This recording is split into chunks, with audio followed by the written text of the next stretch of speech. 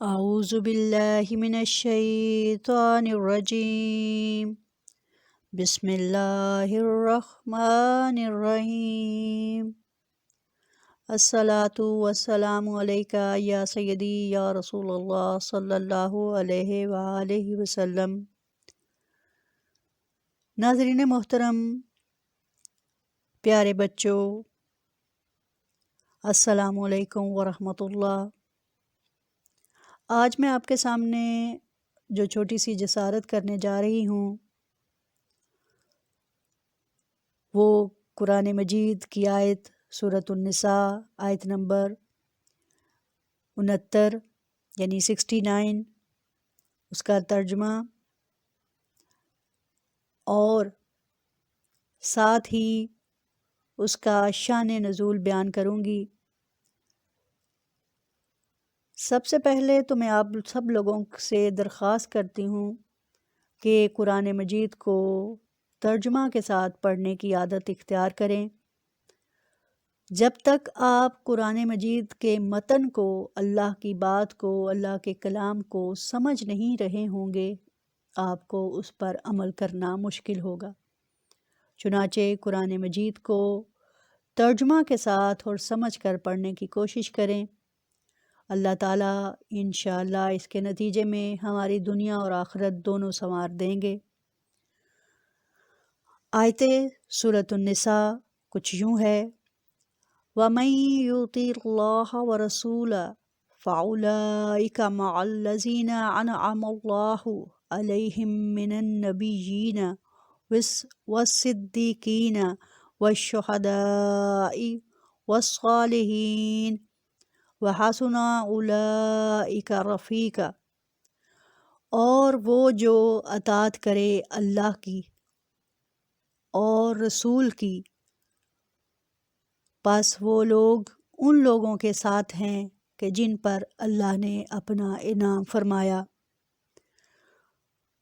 جن میں نبیین، سچے اور شہداء اور صالحین ہیں، اور وہ بہت ہی اچھے دوست اور رفیق ہیں۔ اس آیت کا شان نزول تفسیر عرفان القرآن میں کچھ یوں ہے کہ حضرت ثوبان رضی اللہ تعالی عنہ آپ صلی اللہ علیہ وآلہ وسلم سے انتہائی محبت اور عقیدت رکھتے تھے۔ ایک مرتبہ آپ صلی اللہ علیہ وآلہ وسلم کی بارگاہ رسالت میں حاضر ہوئے تو چہرے کا رنگ بدلا ہوا تھا۔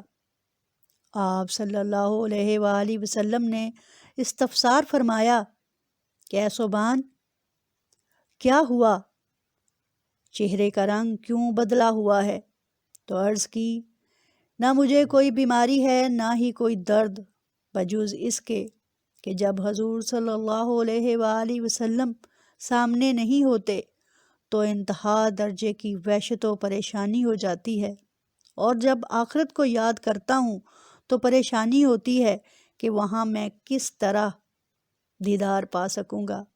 آپ صلی اللہ علیہ وآلہ وسلم اعلیٰ مقام میں ہوں گے، مجھے اللہ نے اپنے کرم سے جنت بھی دی تو میں اعلیٰ مقام کو کیسے رسائی پاؤں گا؟ اس پر یہ آیت نازل ہوئی۔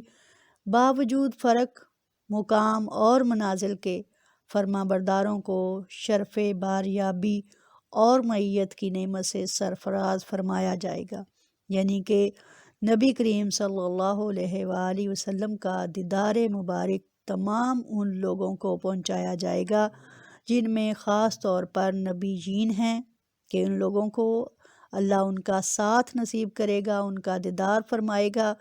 نبیوں کو بھی نبی کریم صلی اللہ علیہ وآلہ وسلم کے دیدار کی چاہت ہوگی۔ صدیقین جو دنیا میں سچے اور نیک عمل کرتے رہے، ہمیشہ جھوٹ کبھی اپنے پاس نہیں آنے دیا، ان کو بھی، اور شہداء جو اس دنیا میں اللہ کے راستے میں کسی بھی قسم کا جہاد کرتے ہوئے دنیا سے گئے، ان کو بھی نبی کریم صلی اللہ علیہ وآلہ وسلم کا دیدار نصیب ہوگا۔ اور والصالحین اور نیک عمل کرنے والے لوگ، ان کو بھی نبی کریم صلی اللہ علیہ وآلہ وسلم کا دیدار نصیب ہوگا۔ وحسن اولئک رفیقا، اور یہ سب آپس میں بہت ہی اچھے دوست ہوں گے، رفیق ہوں گے، سنگی ہوں گے، ایک دوسرے کا ساتھ نصیب ہوگا۔